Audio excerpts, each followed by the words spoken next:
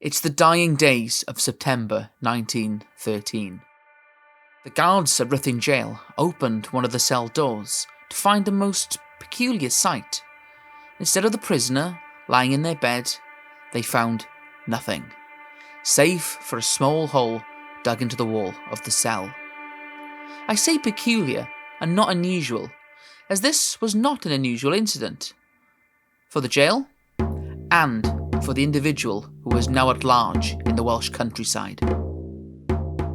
This is the extraordinary tale of a man who made a mockery of the British justice system, and how he met his bloody end. A man who was hated by many and admired by a few. A man whose final escape attempt in 1913 caused a media sensation, with newspapers from around the country reporting on the incident, with his subsequent death and funeral enshrining him into folklore. A man who went by many names. This is the tale of John Jones, Little Turpin, the Welsh Houdini, or, as he was most commonly known, Coch Bach y Bala.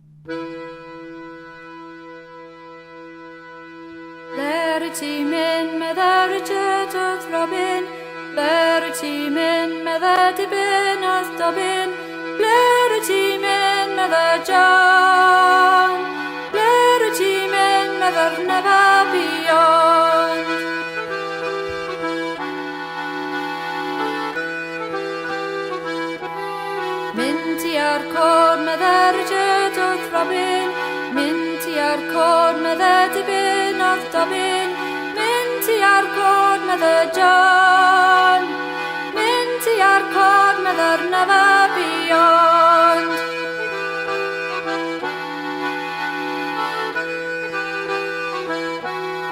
Benedi o medder jet o'th Robin, Benedi o medder dibyn o'th Dobin, Benedi o medder John, Benedi o medder never beyond.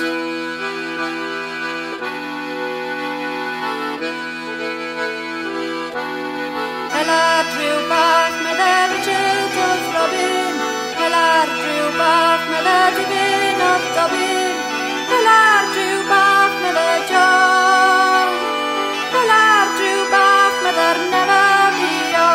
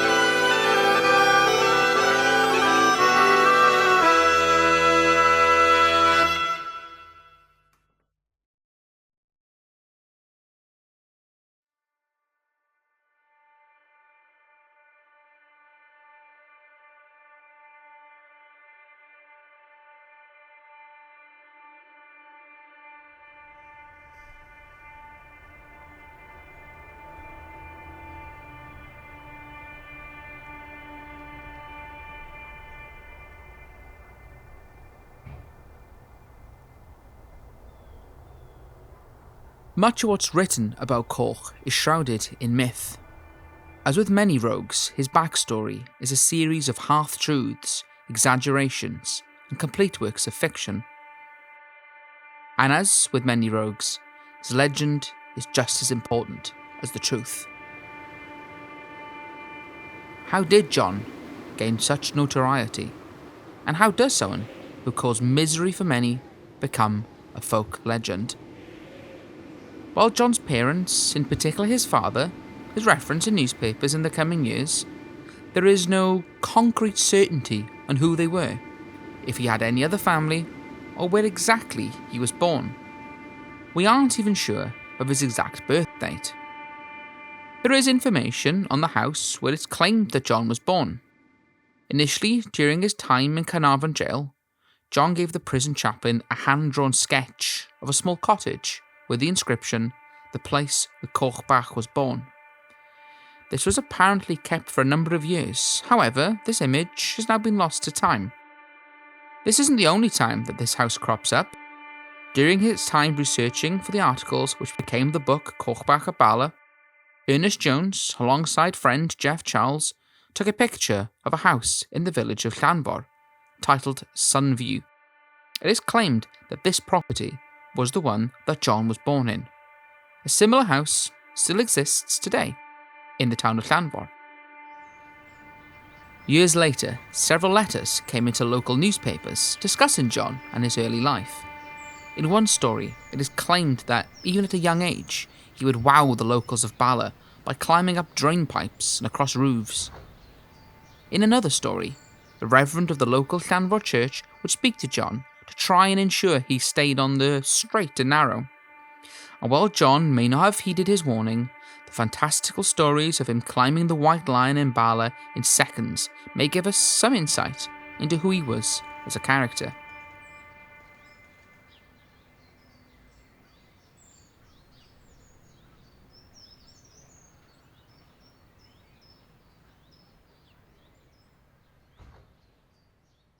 From an early age, crime followed him. John's first known brush with the law came at a very young age, 6 years old to be precise. He was caught poaching, and for this, he was publicly flogged. At just 17, he would be sentenced to 1 month in prison, again for poaching. And over the next 2 years, he would fall into the cycle of going in and out of prison. 1872.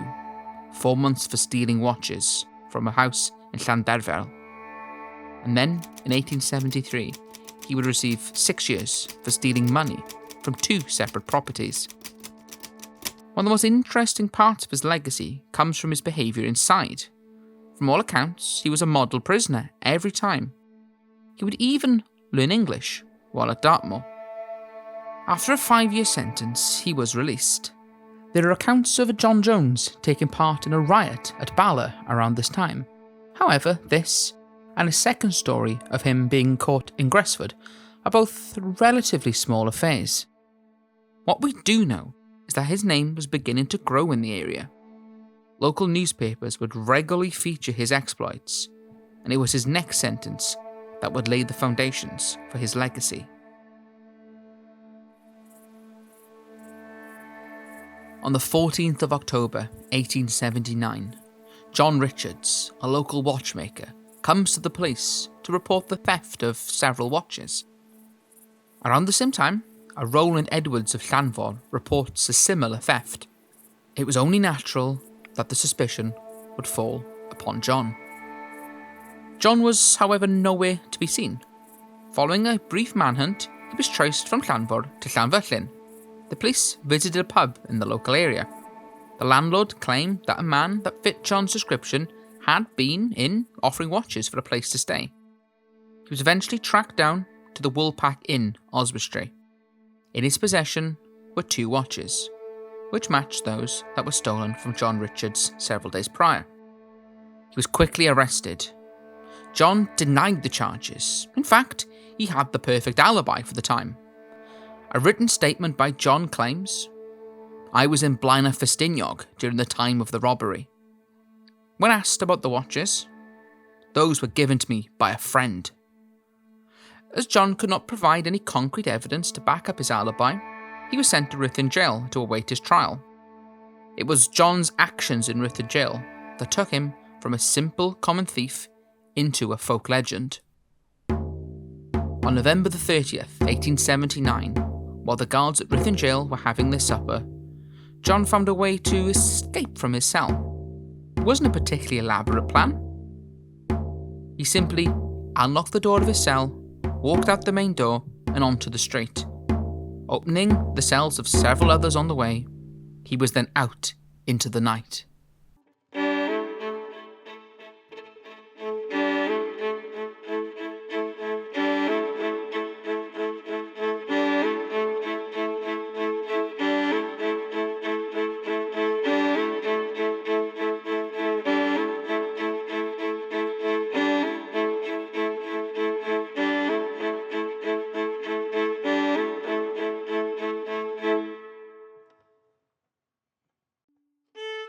The press had a field day with the event.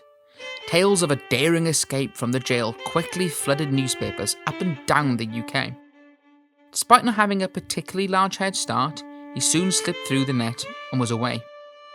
Authorities hoped for a quick resolution, however, one day turned into 2, then into a week, then another week. During this time, tales of other robberies began to surface in the Bala area. John was becoming almost a sort of boogeyman. Reports of John hiding under a woman's shawl to escape suspicion. Stories of John stealing 2 coins from the eyes of a body in a chapel of rest. There were a number of thieves local to the area at the time. However, the reputation stories that had begun to circulate around John meant that he was linked to near every single crime during this time. John was finally caught in Mochtre. He checked into the Swan Inn, posing as a man of substantial wealth. He quickly established himself as a highly respectable man with vast amounts of money. However, something didn't sit right.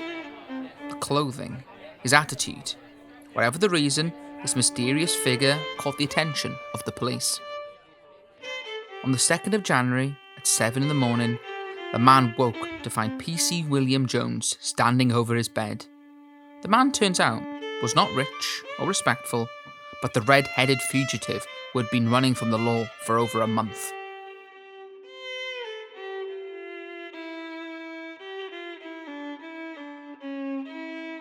John represented himself in court, and despite his best efforts, he was not able to shift the blame from himself.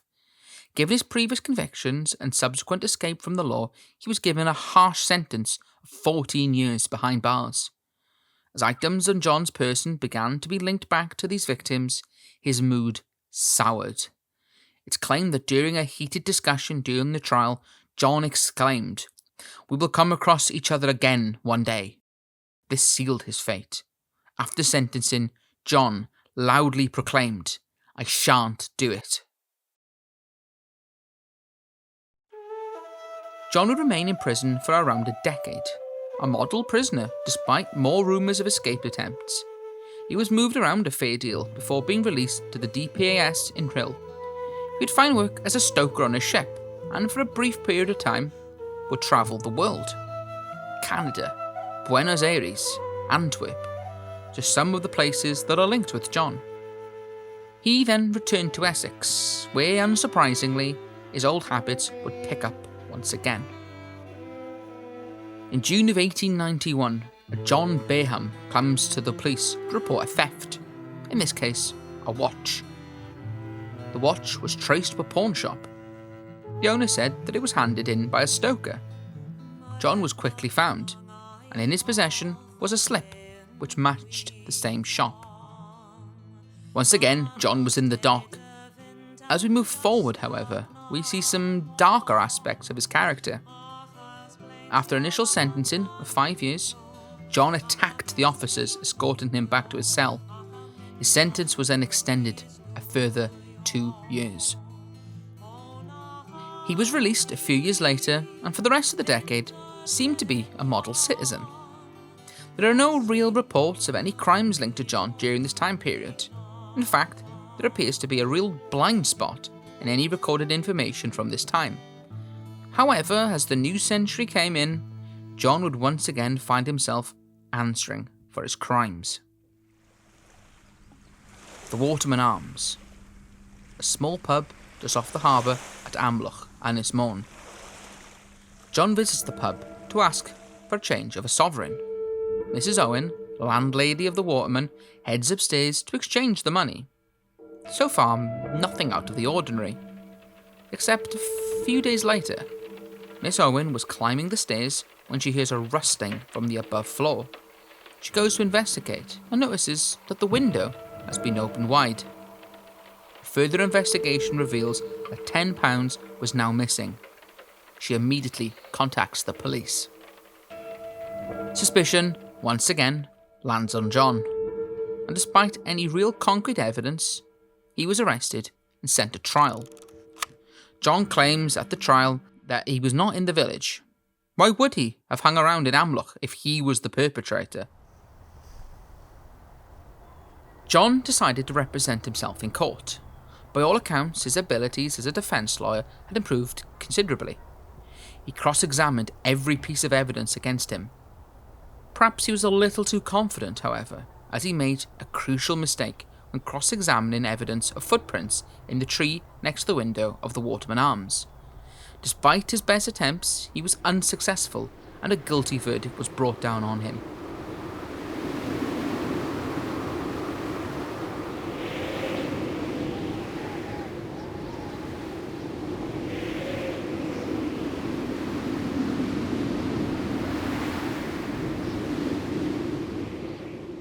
Some months after John's sentencing, a John Parry of Amlwch finds a sock. It contains some £10, a sock which matched a singular one within John's possession.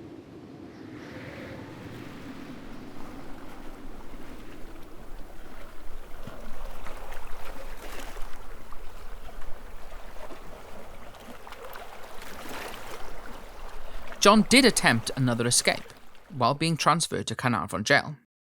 This time he was not so lucky. He was quickly found out before being sent to England, likely Dartmoor. It wasn't until a few years later, in 1906, where John Jones would appear again. He was now in Pwllheli, likely working in the harbour. It's believed that John was a relatively popular figure in the local area. He would bet people he could not climb through pipes and other such things, in the process demonstrating how he was able to not only burgle so effectively, but evade prison sentences. It was in this year, however, that we would yet again see a darker side of John. It's the February of 1906. We're just a few miles outside of Pwllheli, in a small cottage called Abererch. 71-year-old Sarah Jones is home alone. Her husband, Evan, is out working on a nearby farm. Around midday, Sarah hears a noise coming from upstairs. She goes to investigate.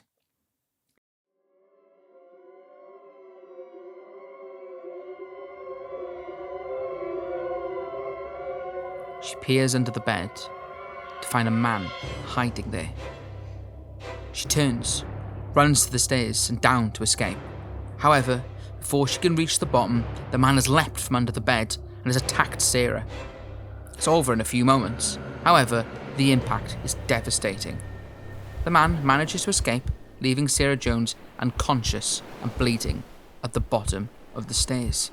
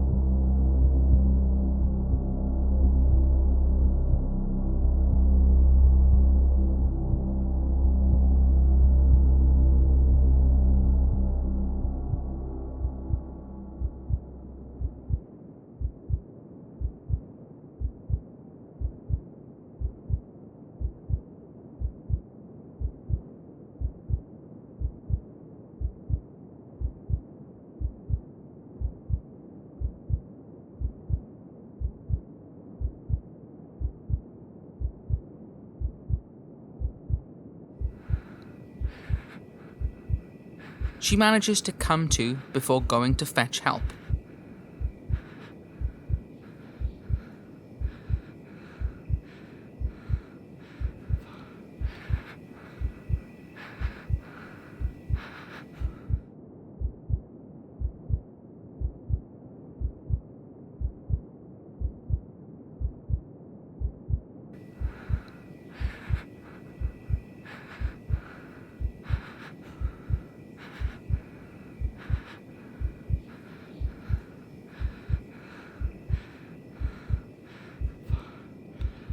A doctor is quickly called However, he could not fully treat the now critical Sarah. He leaves to fetch the police. Suspicion falls upon John. Stories and rumours flew. Evan Jones, husband of the woman who now lay in a critical state, said that earlier that week he had discussed having a sum of money within earshot of John. A rumour which was never brought to trial. However, it only helped cement suspicion further. Sarah did not initially recognise her attacker, and despite multiple suspects being considered, John seemed the likeliest. It was now up to John to prove his whereabouts during the time. Timeline goes slightly hazy here, however. He had been seen 2 days before the attack, yet nobody had seen him from that point on. According to John's landlady, he was in Llanbedrog from the Saturday to Monday evening.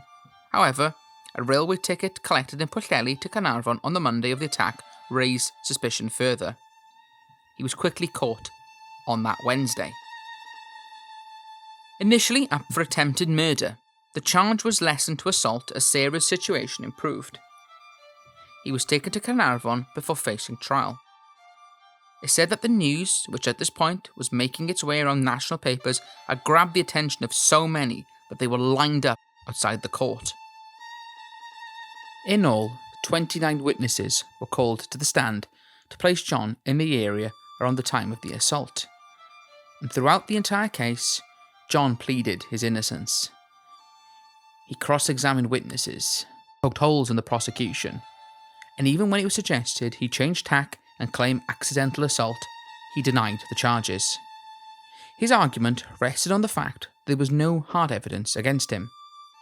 It wasn't a crime to be in the area, not a crime to spend money, and while his spending may seem suspicious, there was no way to trace the money back to the farm. It even suggested that the clothes he was wearing had no blood or marks you would associate with such a vicious assault. Out of those 29 witnesses called, many pinpointed John in the area. Not only that, he was spending lavishly. He was also seen along the road, not far from the farm. Many of the questions John asked in his cross-examination of the witnesses was noted in articles as irrelevant and completely pointless. It appears John was trying to find flaws in their statements rather than providing the jury with accurate evidence of his whereabouts. One of the key pieces of evidence against John was a set of footprints on the beach, not far from Abererch, which matched a pair of boots in John's possession. There are those who believe the evidence to be purely circumstantial, others more concrete. Whatever the outcome, there's one aspect of this trial that makes it far more strange than any before or since: John's defence. John got up to speak, and that's what he did. He spoke and spoke and spoke. For hours. He talked at excruciating detail about the trial, the evidence, his whereabouts, everything. Not a single stone was left unturned by John, and Cledwyn Owen, the clerk of the court, had to write it all down. By the end, he had filled over 100 pages of foolscap. It was reaching midnight, and everyone was ready to finish. However, this night was far from over. Once the clerk had completed annotating, the accused asked Cledwyn to read the entire statement back, word for word. The court erupted in debate as to whether he would have to read it now or later on. It was decided that despite it now being long past midnight, he would read it back until 3 in the morning.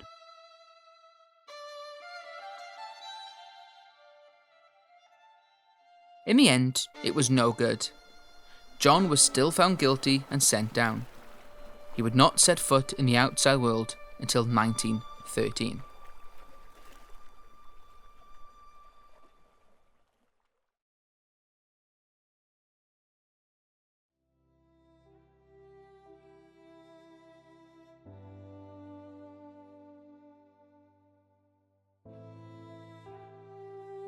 John returned from Dartmoor in January of 1913, and for a good few months he was on the straight and narrow.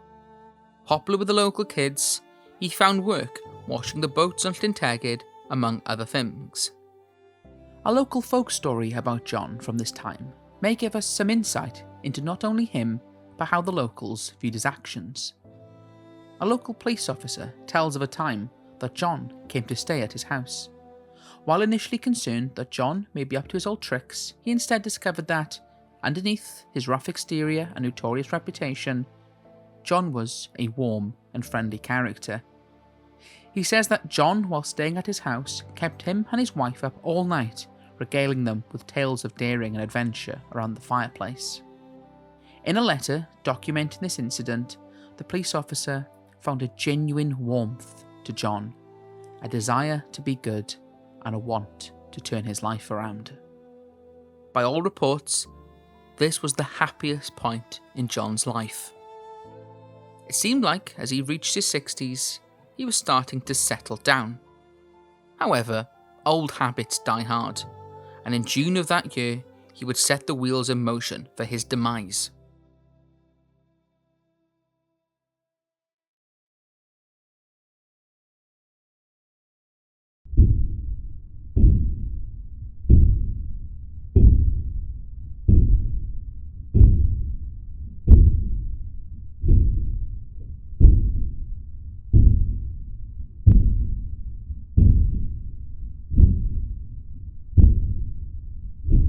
This time it was a solicitor's office that John would turn his eyes to.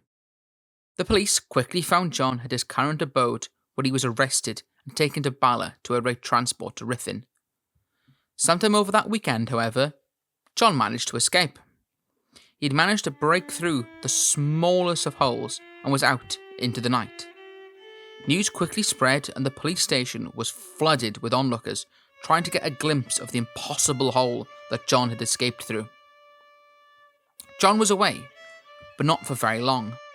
He was caught some 3 miles out of town on a farm in Pantglas. He was to be tried at Dolgellau, but not before some time at Rhuthun. The crowds came out in their droves to see the little Redhead of Bala being carted away. Perhaps it was curiosity, admiration, or relief that this menace to the area was being moved on. Either way, the crowds continued to be fascinated by this most singular individual. During his initial hearing, the crowds packed the hall at Dolgellau. John claimed the whole thing was a frame-up. Once again, he was found guilty and sentenced to 3 years at Rhuthun jail. As he left to carry out his final sentence, the crowds followed. John appealed his sentence, which must have given him some hope.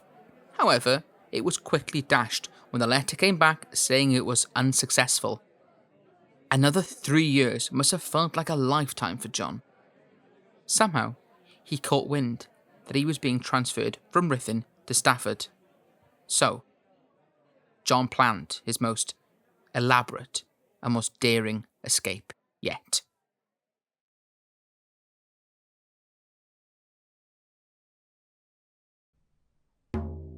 During the night of the 30th of September 1913, using a makeshift tool, John dug a hole in his cell wall. A small, square hole. That was all he needed. He then made a rope from his bedsheets before climbing through the hole, down the rope, onto the wall, over into the neighbouring alley, and away. John, for the second time in his life, had managed to escape Rhuthun.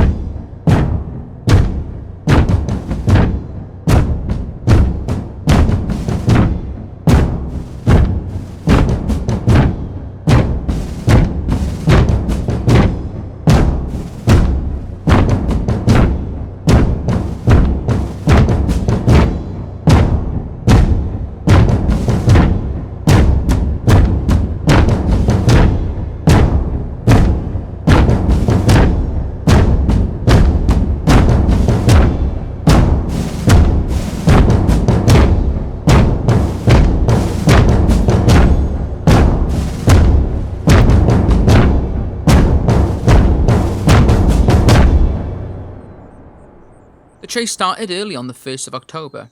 They followed reports and footprints and headed south towards Llanfair Dyffryn Clwyd. A £5 bounty was placed on his head.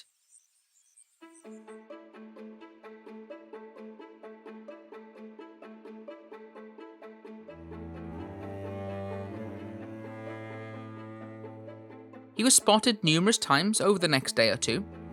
Farmers would spot him on their land. Hugh Hughes of Pwll Callod, Thomas Jones, Bryn Ffynnon. They had an idea of his direction. They just couldn't quite catch him. It's important to remember that by this point, John Jones was around 60 years old. He had very little food available to him. He would have been cold, tired, and hungry. However, they still struggled to find him. The chances of catching John were fading fast. However, John too would have been struggling, hiding out in barns, trees, or wherever he could lay his head.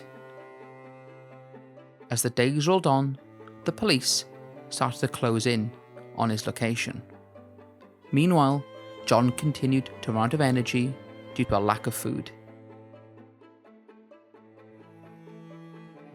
Those in charge of the hunt believed that, while he may have escaped further, it was far more likely he would be in the very local vicinity, perhaps within a few short miles of the jail. By the 4th of October, John was still at large in the Welsh countryside. The chase may have still been on, but there must have been worries that he managed to slip through the net.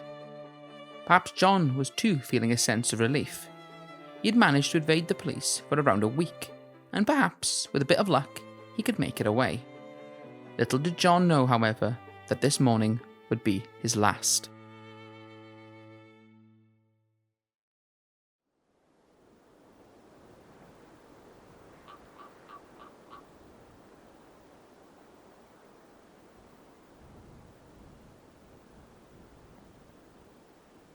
The chase for John was renewed on the morning of Saturday the 4th of October.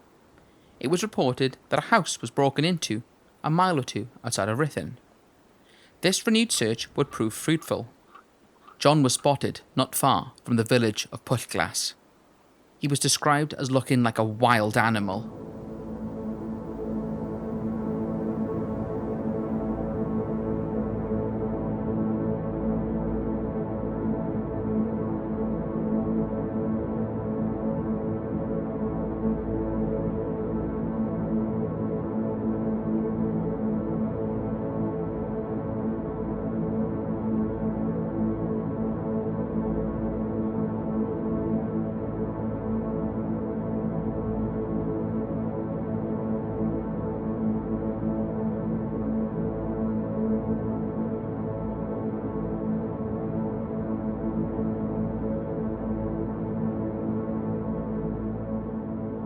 John was followed, and as a result, made a break for it across some fields towards Gragad Wynt. It was around here he would meet Reginald Jones Bateman.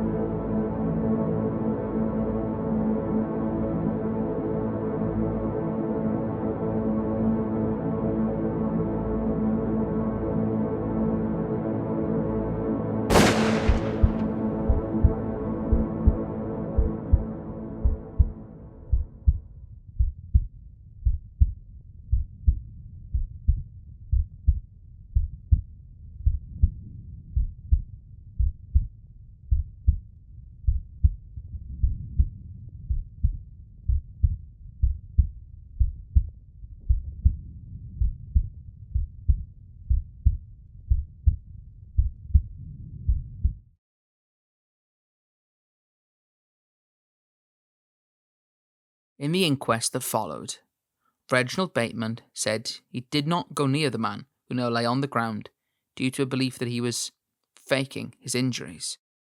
A bullet had tore through the leg. As a result, within the hour, John Jones, Coch Bach y Bala, was dead. The inquest into John's death took place on the 10th of October. Reginald was originally up for manslaughter.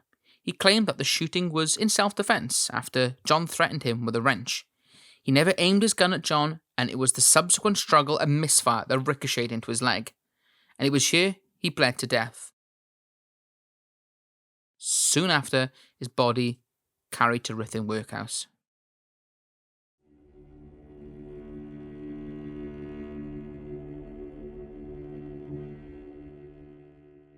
On his body, they found a bottle of methylated spirits, some tallow candles, and some shears. He was cold, hungry, and weak. And once again, John was headline news. All across the UK, papers reported on the manhunt and subsequent inquest. The story that came out of the press was quite dramatic. Miss Mary Elizabeth of Beehive Cottage, not far from the scene of John's final moments, reported that he threatened her quite violently, and that during the struggle between John and Reginald Bateman, he believed that the escaped convict may have had a revolver in his pocket. People were under strict instructions not to shoot unless it was in self-defence, to which Reginald Bateman claimed the shooting was.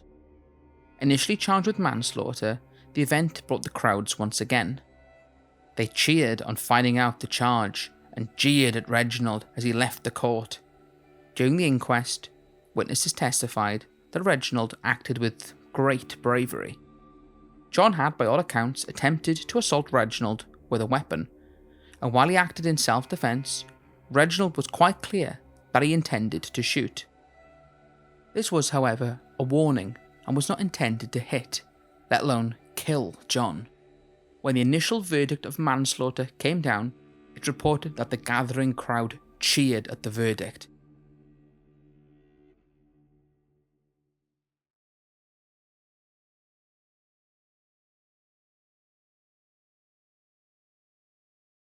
By the 14th of October, the charge had been changed and Reginald was found not guilty.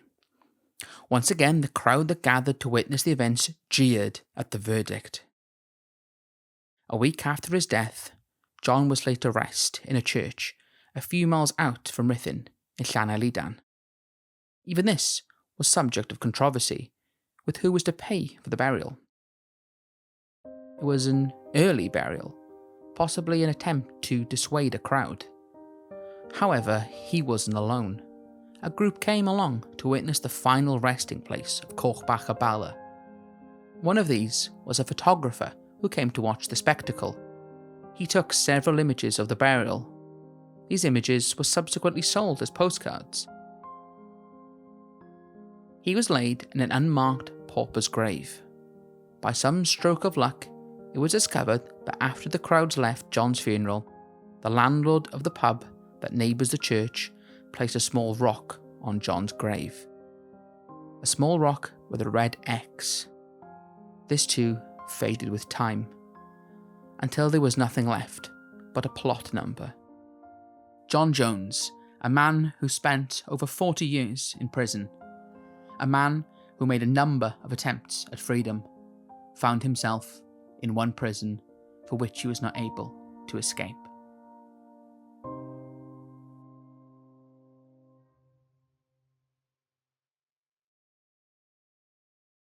However, as with all stories such as this, he was not forgotten.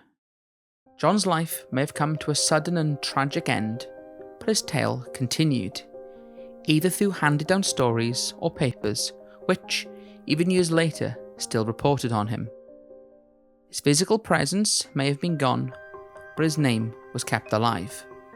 There were englynds, songs and more written about him. And in the 1960s, something remarkable happened. Ernest Jones, a reporter from Blaenau Ffestiniog, alongside photographer Jeff Charles, took an interest in the story. they would travel the area, speaking with those who witnessed the final years of John.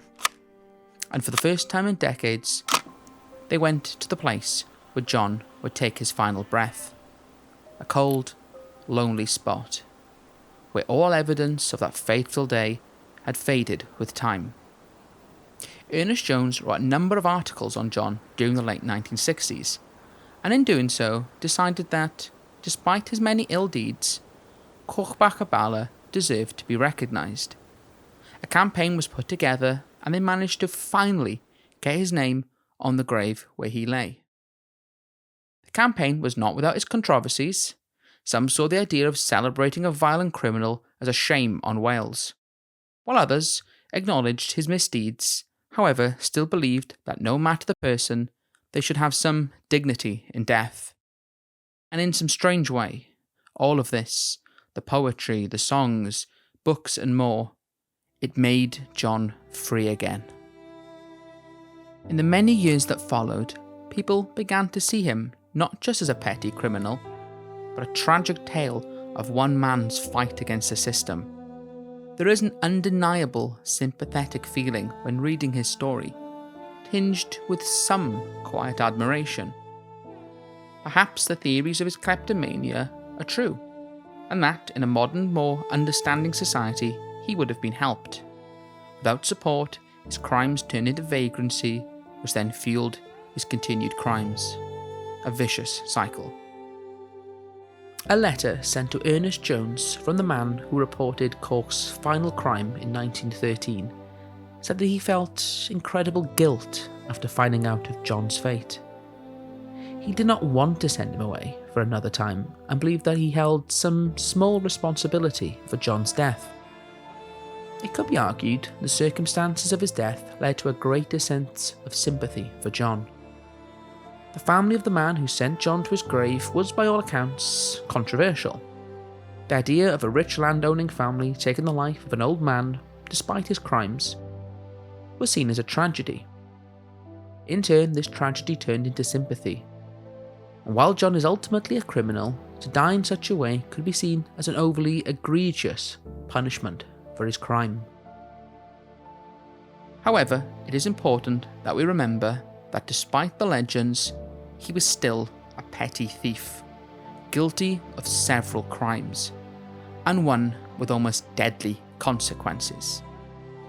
Sarah Jones, the victim of his most heinous crime, would not live to see the day that John Jones would take his final breath. Many of the other victims would simply vanish into the vast tapestry of history. And there is some sadness in that. While we focus on the man himself, this legendary figure, those who truly suffered at his hands were poor, working class people, carving out what little they could.